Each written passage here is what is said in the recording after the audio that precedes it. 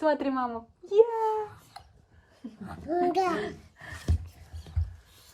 Mansurchik. Kızlar bugün ужинga bizda tunukcha qildim. И окорочка. Mana tunukchani oldi juda ham yumshoqqina va mazali bo'lib chiqqan tunukchalarimiz.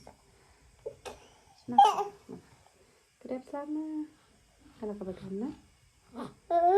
Sonjon unchalik tunukchani yaxshi ko'rib yemaydilar. Shuning uchun ularga men hozir nagitsi va paketchalik guruch tayyorlayapman.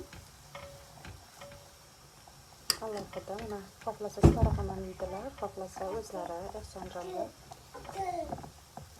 Qizlar bugun ужинga to'lajonot makaron yegisi keldi. Makaron qaynatib, o'zi peripravlarda aralashtirdim.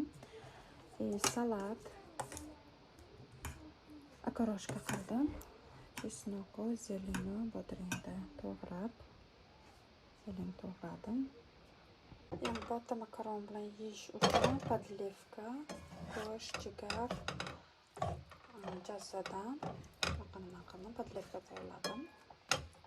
O'zi ustiga qo'yib, isitib beraman bolalarga.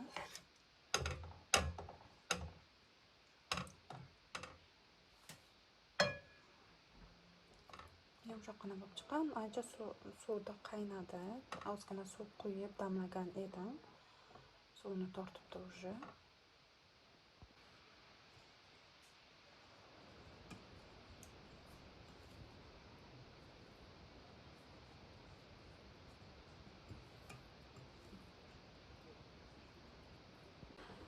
Yana men kartofellik pirojka tayyorladim. Ehsonjonim juda ham yaxshi ko'radi pirojkani. Shuning uchun bugun yumshoqqina pirojka qilib berishga qaror qildim.